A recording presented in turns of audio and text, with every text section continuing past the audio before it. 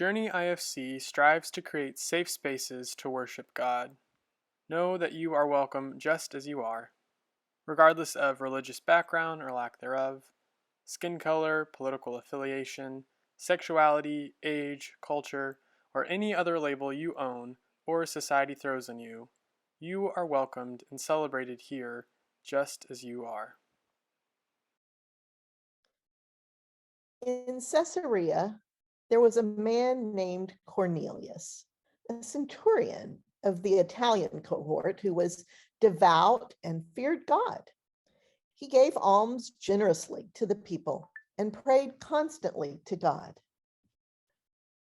One afternoon, he had a vision in which he saw an angel of God coming in and saying to him, Cornelius. He stared at the angel in terror and said, "What is it, Lord?"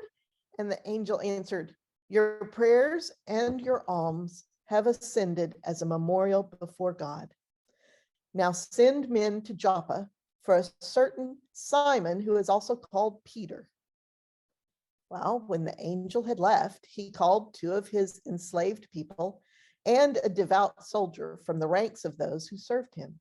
And after telling them everything, he sent them to Joppa. About noon the next day, as they were on their journey and approaching the city, Peter went up on his roof to pray. He became hungry and wanted something to eat, and while it was being prepared, he fell into a trance. Peter saw heaven open and something like a large sheet coming down, being lowered to the ground by its four corners.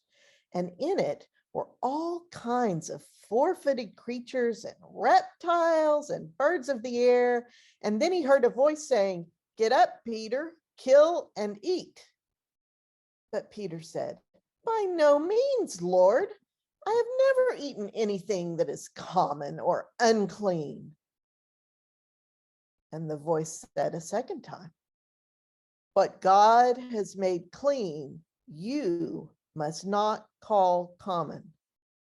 And this happened 3 times, and the thing was suddenly taken up to heaven. While Peter was greatly puzzled about what to make of this vision, suddenly the men sent by Cornelius appeared. They were asking for Simon's house and were standing by the gate. And they called out to ask whether Simon, who was called Peter, was staying there. And while Peter was still thinking about the vision, the Spirit said to him, "Look, 3 men are searching for you. Now get up, go down, and go with them without hesitation, for I have sent them." So Peter went down to the men and said, "I am the one you are looking for. What is the reason for your coming?" And they answered, "Cornelius, a centurion, an upright and God-fearing man who is well spoken of by the whole Jewish nation, was directed by a holy angel to send for you to come to his house and to hear what you have to say." So Peter invited them in and gave them lodging. And the next day, Peter got up and went with them. And some of the believers from Joppa also accompanied him. The following day, they came to Caesarea. Cornelius was expecting them and had called together his relatives and close friends. On Peter's arrival, Cornelius met him and, falling at his feet, worshiped him. But Peter made him get up and say, "Stand up, I am only a mortal." And as he talked with him, he went in and found that many had assembled. And he said to them, "You yourselves know that it is unlawful for a Jew to associate with or to visit a Gentile. But God has shown me that I should not call anyone common or unclean.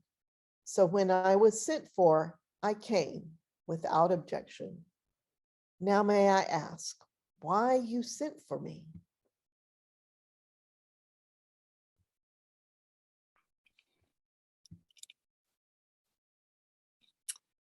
So, I have to admit, when we picked this set of verses several weeks ago, I really didn't realize how well it was going to fit with the times. It feels like a total spirit thing.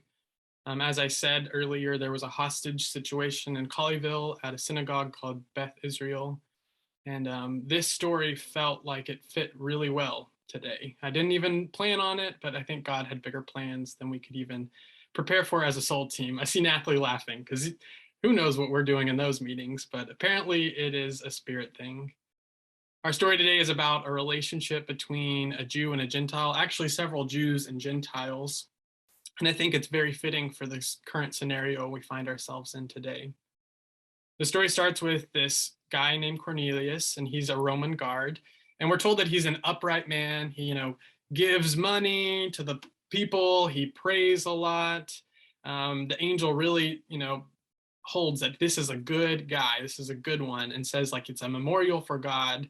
Whenever I hear that, I immediately get skeptical. And I've said this before. I'll say it again. Anytime someone's like, "Oh yeah, they're really great," I'm always like, "Are they really?" But this angel seems to think that this person is not as bad as the Jews in that day would assume he would be.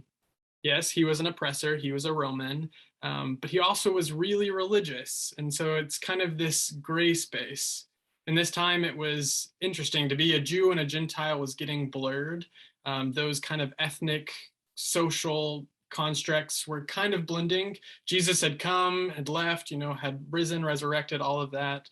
And the people were now starting to follow Jesus. So you had some Jews who were following Jesus, some who weren't. You had Romans who were now following Jesus. It was a whole mixed bag. And everyone was trying to figure out, what does it mean to be a follower of Jesus? Do we have to be Jewish? Can we be something else? Is it a third way? Whatever the distinctions were, it still felt like there were these kind of rifts between the people. And there was legal and social consequences for crossing those boundaries, or let's call them gaps, we'll say. So Cornelius is a Roman, but this angel appears to him and lifts him up, admonishes him for the good things that he is doing in the world. And the angel tells him to send for Peter, this man named Simon Peter. So Cornelius does that. He sends some people, some enslaved people, which is a problem, and a soldier, that is one of his soldiers, to go and find this man that the angels told him about. So we know that Cornelius is kind of a top-notch dude. He's like a head guy. He has people under him, soldiers and enslaved people. So he's a dude of privilege. He probably has a lot of money, but he's giving it away. So it's this mixed bag. He's probably good, but he's also an oppressor at the same time. We're told that Cornelius's crew goes to find Peter. And at the same time, Peter is kind of doing his own thing. And he has this interesting story where he's at home and he goes to the roof. At this time, the roof kind of was like a porch area, or maybe he was just on the roof hanging out. That's okay too. But he goes up there to relax, maybe to sleep. But he's really hungry, and he's sitting there and he's just so ready to eat. And so while he's waiting for this food to be prepared, he has this weird vision, I would say, where the sheet is lowered down from the heavens. And on this sheet, there's tons of animals, like four-legged animals, birds, reptiles, all things that Jews in that time knew you could not eat. And so he sees this lowered down and he's like, what is going on? And then this voice calls out to him and says, hey, Peter, go kill these animals and eat them. But Peter is like, no, I can't do that. I'm a good Jew. I can't eat these animals. I've never eaten these animals. I may be hungry, but I won't do that. That is against our laws, our rules, what we have set in place. I can't do that. He then calls the animals unclean or common. That Hebrew word there, or the Greek word there for unclean and common, is kind of similar. It holds both of those meanings. It's kind of like saying holy things are set apart. These things aren't set apart. They're just the regular common things. They're unclean. They're not holy. This is what everyone else can eat, but the people of God can't eat them. And God says, don't call what I have given you, what I have made clean, unclean. Some could end the story here and say, well, this is actually a story about dietary restrictions and changes and all the kosher stuff and the Jewish law around what you can and cannot eat. But the thing is, the story continues. This is just kind of a blip, because at this point, Cornelius's crew, that's so hard to say, Cornelius's crew arrives at Simon's house, which is confusing because Simon Peter is staying at a man named Simon's house. And so there's some confusion. They're trying to figure out what who lives where, if Peter is actually there. And then an angel appears to Peter and says, there's 3 people that are here for you. You should go with them without hesitation. So Peter gets off the roof and he agrees to go with these men. But first, he invites them into his home, which was a big deal. If you invite someone into your home, that means you accept them, you welcome them. At this time, that was probably against all of their social and religious laws to bring a Roman into a Jewish household. So it was a big deal that Peter was willing to do this, but he does. For some reason, he listens to this angel and lets these people come in to stay with him. And so this is the first point where we should go, well, maybe this isn't just a diet thing. Maybe this is a little bit more. So the next day, Peter and the crew go to Caesarea and they go to the house of Cornelius and they bring some friends with them, which is understandable because there's all this angel talk. People have had these crazy visions. And so the people around them probably were like, I'm going to go to see what's about to happen. And I know if I was living there at that time, I would have jumped on that same bandwagon and followed them because I'd want to know what is happening. Why are we going to this Roman soldier, this oppressor? What is God doing? This feels different. So when they get to Cornelius's house, they find that Cornelius has actually gathered people himself. And he has a crowd there that's mixed of family and friends. And we realize that Cornelius has made preparations for this, that he heard from God, sent out, and then started planning this like party, this gathering to hear what Peter has to say, to see what Peter is going to do in their lives. And so Cornelius was being hospitable. He was opening his home. And it makes this full circle hospitality loop here because Peter welcomed them into his home. Now Peter's welcomed into Cornelius's home. As Peter gets inside, still not asking why he's going on this mission, he walks in, he sees the crowd, and he finally asks at the end of our reading, why did you send for me? And I love that. He waits till this moment to figure out what's going on.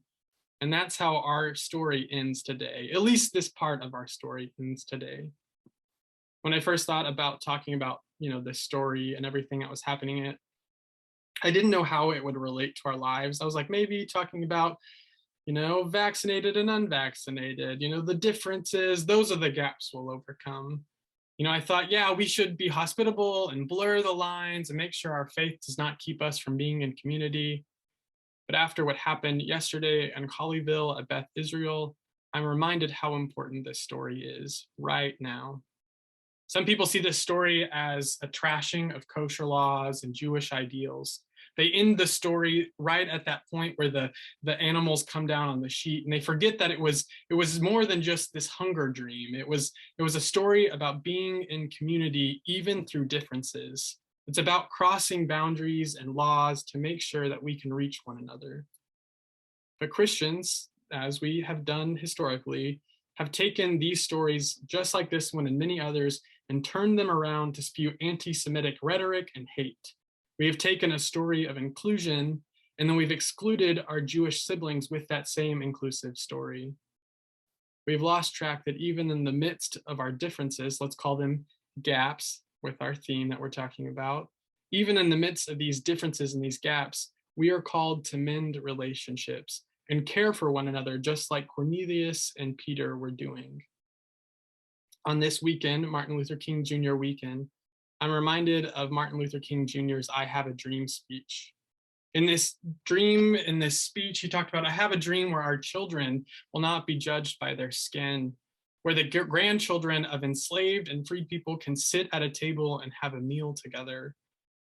MLK was preaching a similar ethic to this same story.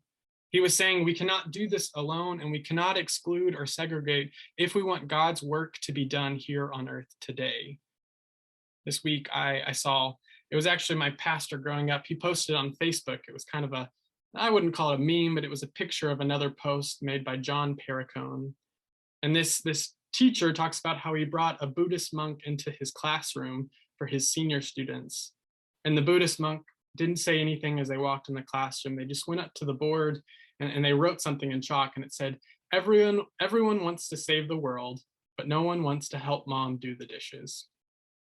The Buddhist monk said, it's unlikely that any of you in this room are going to do any crazy heroic thing in your life. Like the idyllic, the saving orphans from a burning building or lifting a car off of someone. He was like, there's a good chance we're not going to do that. We're going to have pretty ordinary lives.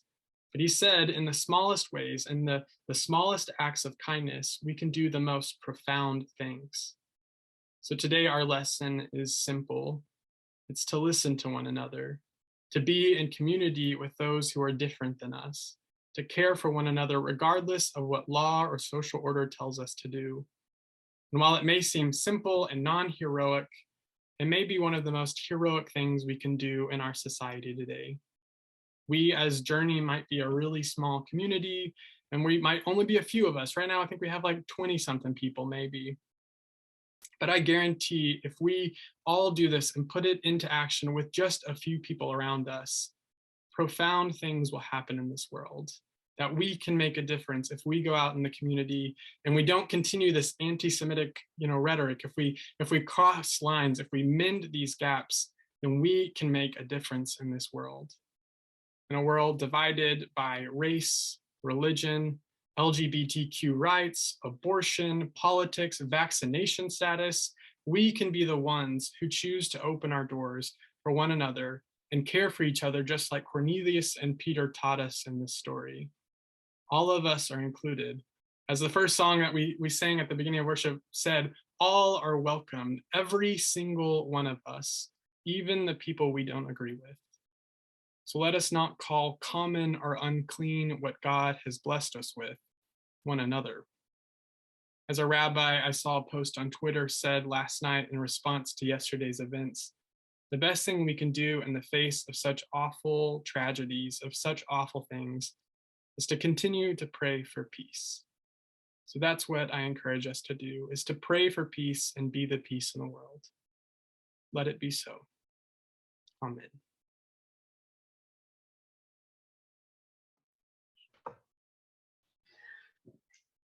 It's time for us to go our way, take what we've heard today, what we felt today, and go into the world, however it suits you, with as much courage as you can muster.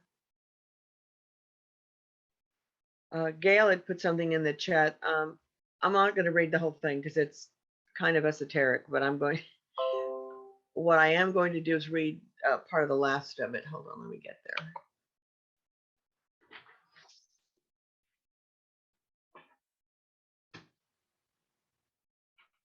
We have a vision in which all people can share in the wealth of the earth in the beloved community. Poverty, hunger, and homelessness will not be tolerated because international standards of human decency will not allow it. Amen. Amen. Go in peace, and may the love of God go with you. Bye. Bye. Amen.